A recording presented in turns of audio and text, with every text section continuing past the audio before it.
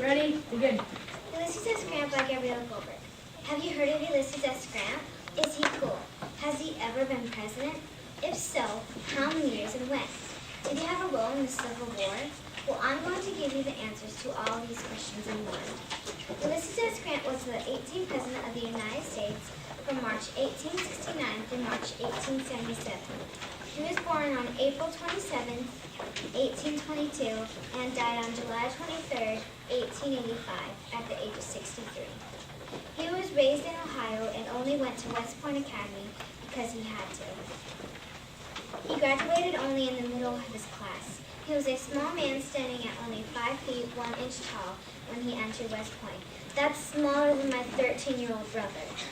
In 1848, when Ulysses was 26 years old, he married Julia Dent. They had 4 children, 3 boys and 1 girl. He left the military after a while and went home to work with his family. He didn't have a good head for business, his father often said. The family had many poor years. In 1861, Ulysses was promoted to colonel when he formed his own military unit in Illinois at the beginning of the Civil War. He worked hard and was promoted to general and was allowed to lead troops into battle. He was in many battles. President Lincoln had great confidence in General Grant and promoted him again. Eventually, General Grant was put in charge of the whole entire Union Army. General Grant was a good fighter, and the South finally surrendered on April 9, 1865. Sadly, President Lincoln was assassinated only 5 days later. General Grant continued to be a general after the war and moved to Washington, D.C. Folks say he was the most popular person in the whole country. Ulysses was elected president in 1868 and was reelected in 1872 and served a total of 8 years as president. His presidency is famous for 3 things. The Transcontinental Railroad was completed during his term. President Grant was largely responsible for the Reconstruction of the South after the Civil War. Reconstruction helped the South move forward without slavery. And lastly, the 15th Amendment to the Constitution was passed during his term. The 15th Amendment prohibited government from denying a man right to vote based on the color of his skin. After he left office, he went on a 2-year world tour with his wife.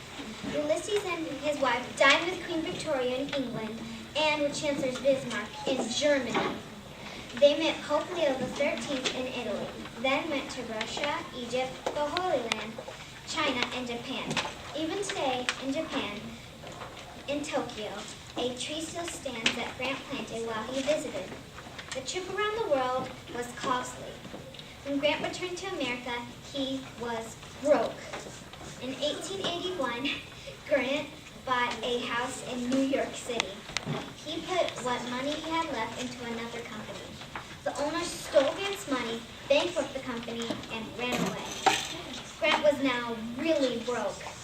Folks helped him out, but it was an embarrassing time. To make money, he started writing his own autobiography at the urging of Mark Twain and finished it only days before his death from throat cancer. Grant died at the age of 63.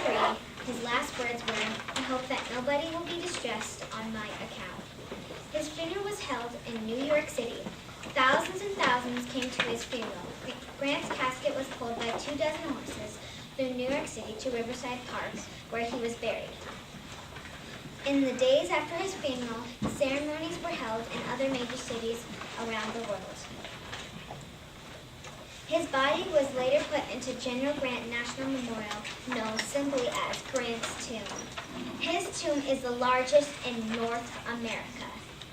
Grant has memorials in almost all of the United States, showing that even after his death, he was loved. His face has been on the United States $50 bill since 1913.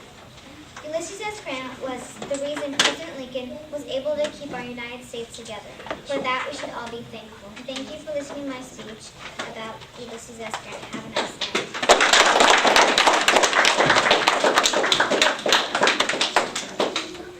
Gabrielle, I'm very important. Have a seat. 49 seconds. Oh.